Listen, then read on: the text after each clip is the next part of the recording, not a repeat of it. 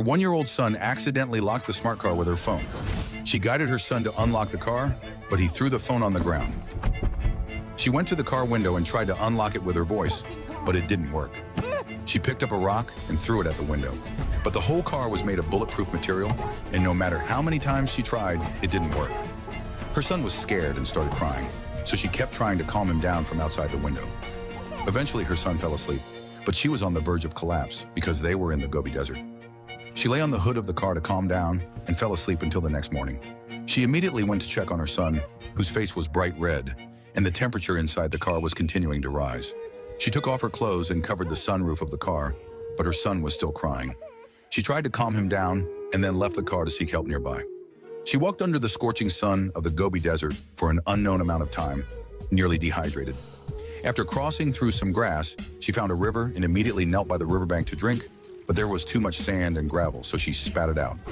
After using water to cool her skin, she continued on her way. She crossed rocks, climbed hills, and saw a plane ahead. She saw hope.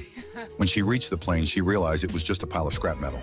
She entered the cabin searching everywhere, but found no valuable supplies, only a bucket.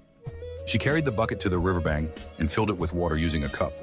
Then she returned to the vehicle with the bucket. She looked inside the car. Her son's face was even redder from the heat. She poured water on the roof to cool the interior, then placed dry branches on the hood and lit them. Last night, she had lit a cigarette inside the car, and the system had automatically opened the windows upon detecting smoke. You gotta be kidding me. But this time, Open! the vehicle system detected the smoke coming from outside, so it automatically closed the air intake and switched to internal circulation mode. She realized something was wrong and immediately extinguished the flames.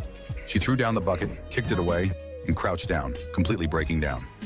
She leaned on the car window, tears streaming down her face as she looked at her son. Her son's fingers twitched slightly. For her son, she was ready to take a desperate gamble. She picked up a wrench, smashed the stones under the wheels, then returned to the front of the car and pushed it with all her strength, sending it plunging off the cliff. The vehicle detected the danger in midair, automatically adjusted its posture, and switched to collision avoidance mode. She climbed down the cliff and saw that the vehicle was undamaged. However, the doors were already unlocked. She opened the door and successfully rescued her son.